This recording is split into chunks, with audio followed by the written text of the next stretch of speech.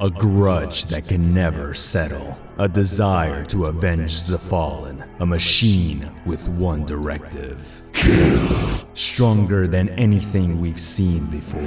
A threat to existence itself. All for the sake of achieving his goal. Revenge. Does it have what it takes to finish its mission? Can anything stop this monster? But most important, is it stronger than Saiyan?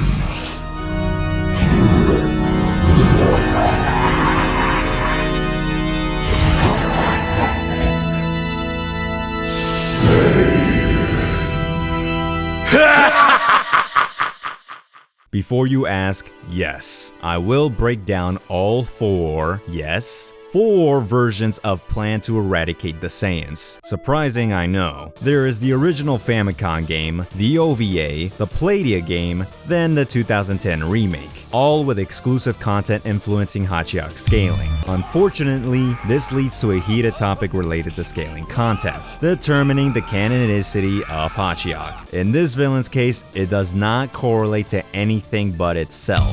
Fans assume that anything Toei related must occur in a single timeline, despite all the evidence suggesting otherwise, just cause confirmation bias or appealing to incredulity. An example, some say, well, it must scale to the movies cause Toei villains though. Except I then ask you, where's Garlic Jr.? What about Dr. Wheelo? What about Metacooler? What about the androids? Where is Cell if it supposedly happens during the Cell games? Are we supposed to assume they once existed despite the lack of evidence? Then by that logic, I guess these two were always twins, cause why not assume the older films happened in Super? There is undeniable evidence related to the movie's inconsistencies and timelines. Toriyama establishes the multiverse in the original manga, allowing the movies to exist yet not affecting his main story. Otherwise, if no such thing existed, Future Trunks' entire premise could not happen. But why not be more sarcastic to my audience? Fun fact, this is the official map of Dragon Ball's Earth. Then this is the official map of Earth for Plan to Eradicate the Saiyans. Since multiverse theory is totally not a thing, I guess there were always two Earths and Dragon Ball. Oh wait! Takao Koyama, writer for the films, 100% confirms alternate timelines, outright saying that non-canon Monkey and Janemba's films can exist within parallel worlds, rather than in a single movie timeline. He also validates Toriyama's opinions, since contrarians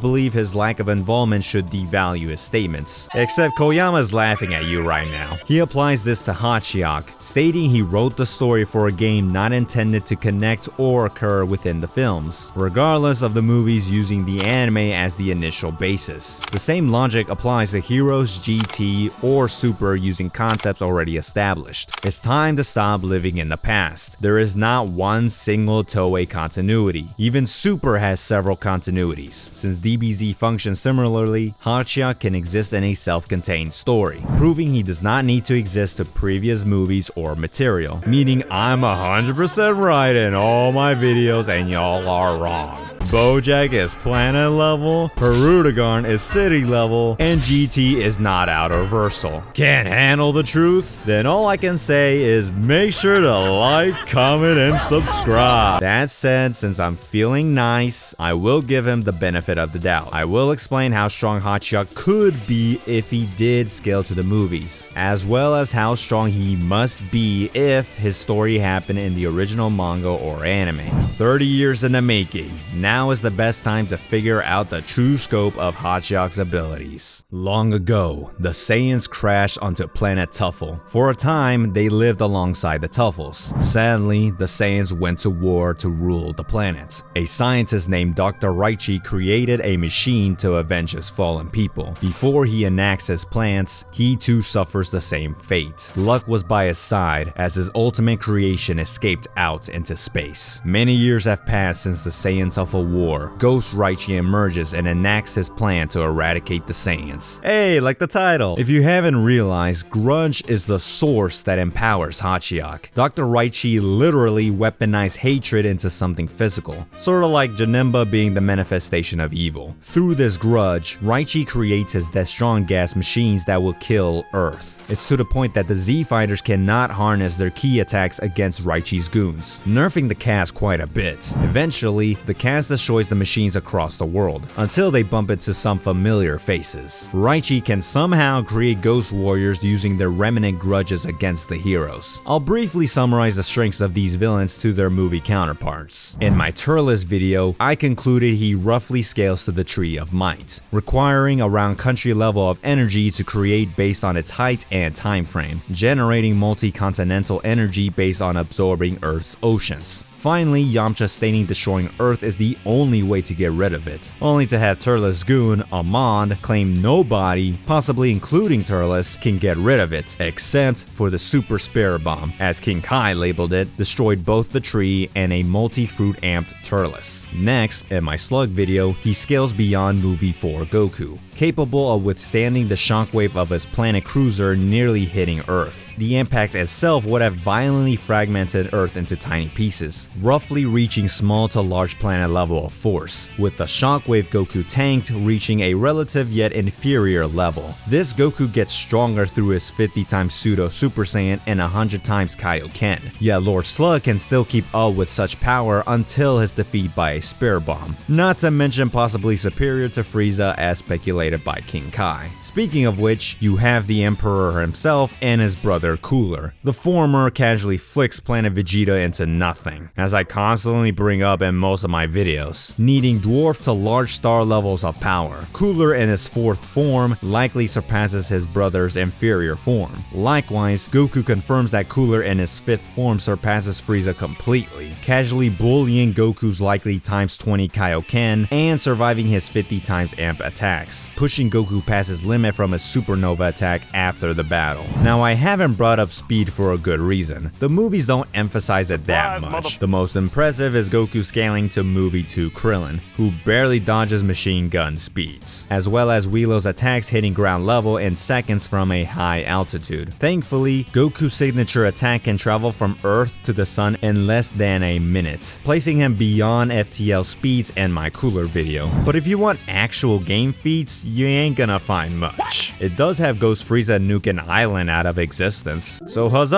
I guess everyone is island level. Yet anything shown before gets surpassed thanks to the Death-Strong gas. In all versions, initially, the Z fighters can take out the Ghost fighters, even when technically nerfed. Alternatively, in the Playdia version, through player choice, the heroes are caught lagging. If you fail many times, the heroes straight up lose to the villains. Plus, when the heroes do win, the villains revive themselves. Raichi explains that the Ghost Warriors get stronger after every defeat, as the gas empowers their grudges while weakening the heroes. Except, because of Koyama Ex Machina, Goku finds out the villains are ghosts. Don't know why, but that revelation gave the villains an existential crisis, I guess, allowing the heroes to defeat the Ghost Warriors for good. The remake instead has Bulma negate the gas to restore the Z fighters' powers and win. The crazy thing was that all their power pales in comparison to Hatchiyack. You see, the heroes need to reach Dark Planet where Dr. Raichi resides. King Kai states Dark Planet is at the end of the universe. According to Popo, the heroes have 70 days until the gas destroys Earth. This leads to my method of calculating Hatchiyack's speed. Hear me out. Koyama stated characters such as Frieza and Cell can scale to spaceship technology. Now granted,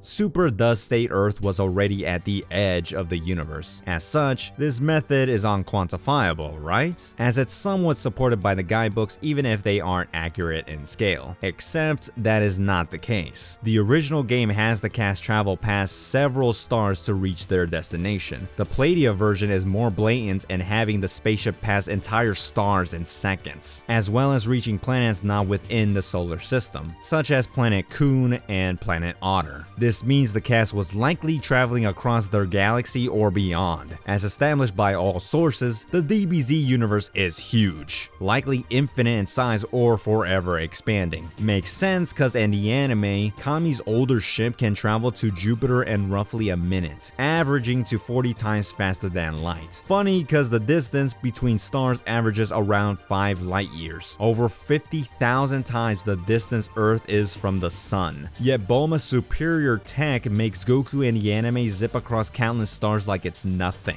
Essentially, if the cast traveled half the Milky Way in 70 days, they would easily be trillions of times faster than light. By the way, this is still a lowball calc. It all depends on how far you want to hype the cast speed. Since yes, in Dragon Ball's case, their travel speed correlates to their combat speed. Any Zenkais toward their power levels increase all their stats. This all builds up to the fact that Hatchiyack is a threat beyond the levels of the Z fighters. When the heroes arrive to face Dr. Raichi, they eventually take down the mad scientist, until the supercomputer consumes Raichi's grudge, finally revealing the ultimate Tuffle. No, not him. Immediately, Hatchiyack dominates the heroes. None of the warriors can do anything to him. Hatchiyack eats Vegeta's final flash, then just casually responds in kind. I'm sure y'all don't need a reminder of what it did to a suppressed Perfect Cell. Yet, despite such a one-sided beatdown, Goku discovered a weakness. Turns out, Hatchiyack's signature attack requires 15 seconds to fully charge, at the cost of being defenseless. After a quick Senzu Bean, the Saiyans exploit Hatchiyack's weakness via a combo attack. The OVA has Piccolo sit out of the Team Blast, however, the remake made him part of the final clash. Even with teamwork though, Hatchiyack impressively rivaled their combined effort. Yet in the end, the heroes overpowered the Tuffle and ended Raichi's grudge for good. Also, for no reason, Hatchiyack's death or their clash was enough to destroy the planet they were on, at least in the remake, concluding that Hatchiyack even highballed his only planet level. Psych! You're dumb if you think that's all there is to say. The real depths of Hatchiyack come from the lore. No thanks to a certain vegetable. You see, Goku in the OVA and remake claimed Hatchiyack is stronger than even Koyama's boy. This is an insane statement for many reasons. When introduced, Monkey Boy here was heavily suppressed, either destroying a galaxy or the entire southern quadrant in seconds. It's to the point King Kai believes his quadrant will suffer the same fate. Movie 8 Goku held back this same monster in base. At full power, this enemy is so strong that Goku needed a plot punch to win. The energy he gathered allegedly was a 1000 times increase to his ki. Then, Koyama says Green Man can pretty much fly across from space if he so wishes. This devil outclasses the speed scaling I presented but on steroids. Plus, Koyama many times believes he's the strongest movie and anime villain for the Z era. Maybe not for movie 8 specifically, but at least at his peak as Swamp Thing. Anything you put on the table is automatically inferior to this freak. Whether it's Garlic Jr.'s hyperspace dead zone scaling, Janemba affecting the potential 5D otherworld from his presence,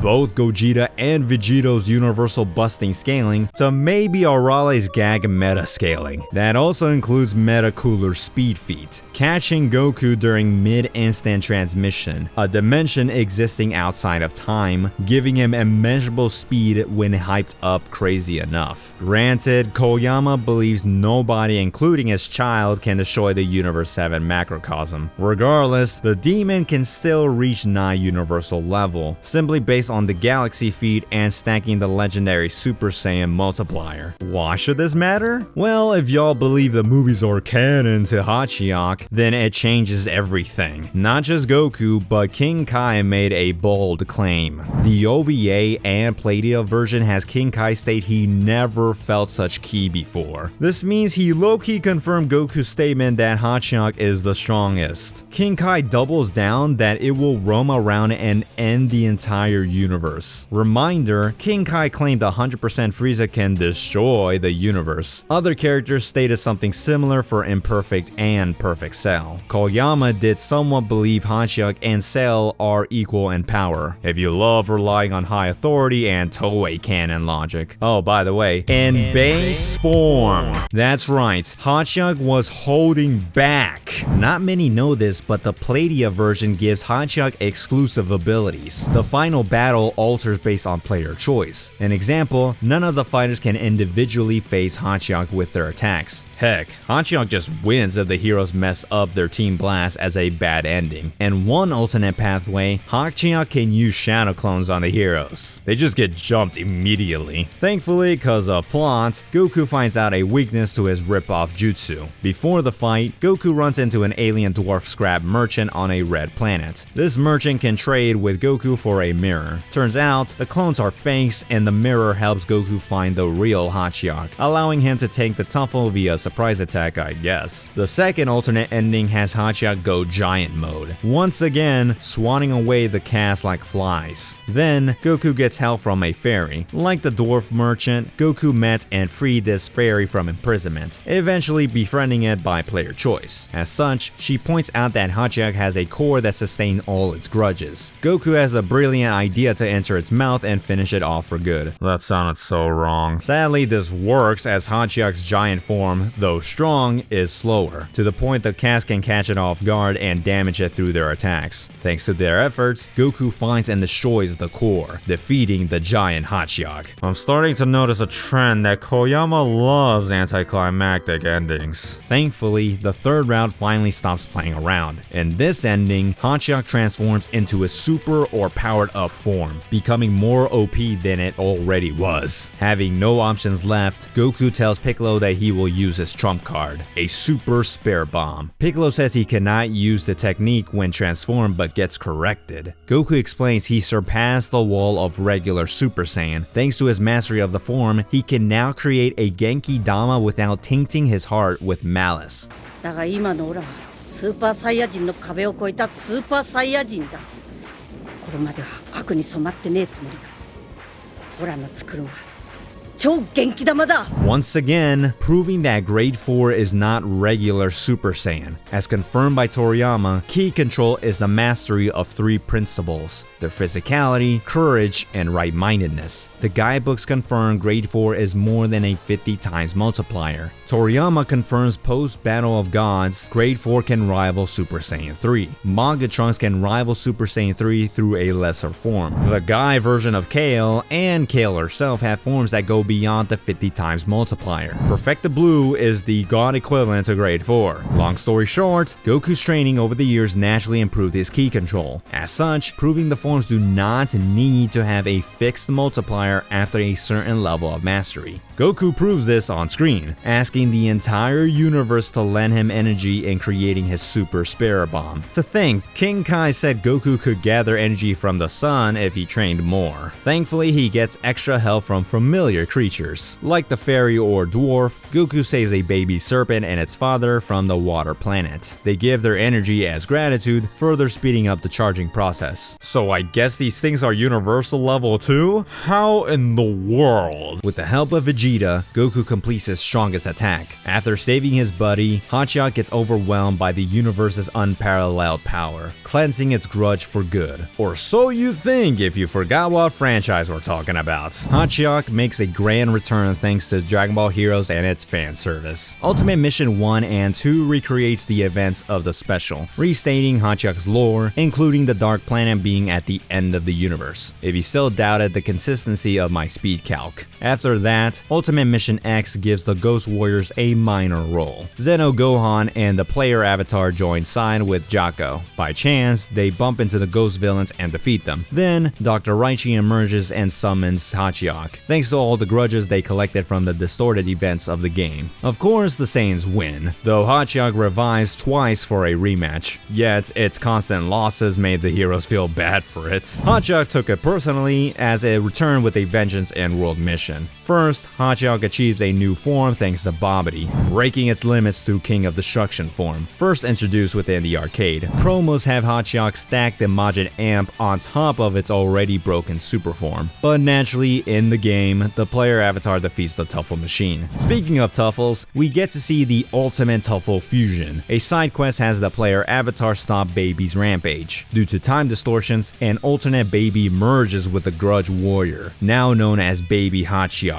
This Despite this presumed ultimate tuffle, the Avatar solos it and a baby Janemba at the same time. In another mission, Raichi and Hatchiyack challenge the Saiyan Avatar. Regardless of their grudge, they still lose at the end of the day. Thankfully, Super Dragon Ball Heroes gives Hatchiyack 2 final power-ups. During the Prison Planet arc, somehow Hatchiyack achieves a newer form, known as the Super Amplification Grudge form, presumably a form beyond its super form. We don't see much of what it can do. All we know is that in the manga, Hatchiyack takes out King Cold and the Ginyu Force. Then, Majin Ozato gets challenged by the Grudge Warrior. The battle was mostly off-screen, but we do see Ozato on the defense, ultimately fleeing after tricking Hatchiyack into destroying the Destron gas. The arcade version recreates similar events, this time challenging Cooler and future Trunks. Much like the OVA, Hatchiyack gets stronger after its initial defeat. Out of desperation, Majin Ozato assists the heroes in defeating this enemy, destroying it and the gas machine. Then, as of the release of this video, the Grudge Master gets a cameo during the climax of Ultra God Mission Arc. The TLDR version is that some demon tries to get revenge or whatever, obtaining some overpowered Kingdom Hearts ripoff darkness power, thus summoning enemies across the multiverse, empowering them with their new transcendent forms. Hatchiyack of all enemies go giant form with the new power-up and battles effing Jiren, although we don't get to see them fight in the anime. The arcade version does at least confirm that Jiren defeated the 2 Tuffle warriors, closing the book of Hatchiyack's never-ending grudge. Summarizing Hatchiyack's stats is surprising to say the least. Lowball, you can very likely place Hatchiyack at star level, cause being a planet destroyer sure as heck ain't gonna dent the universe, let alone cluster of stars that light up reality. Unless of course you want me to say the entire cast is only island level cause that Frieza feat though. I'd say I'm being generous already if you can't use anime or movies. Of course, mid-bald, Hatchiyack can jump from multi-solar system level to universal level, presumably in base form, let alone going giant or super mode, which validates the universal threat statements and super spare bomb usage. Finally, highball to outlier, Hatchiyack jumps to low complex multiversal to effing outer versal.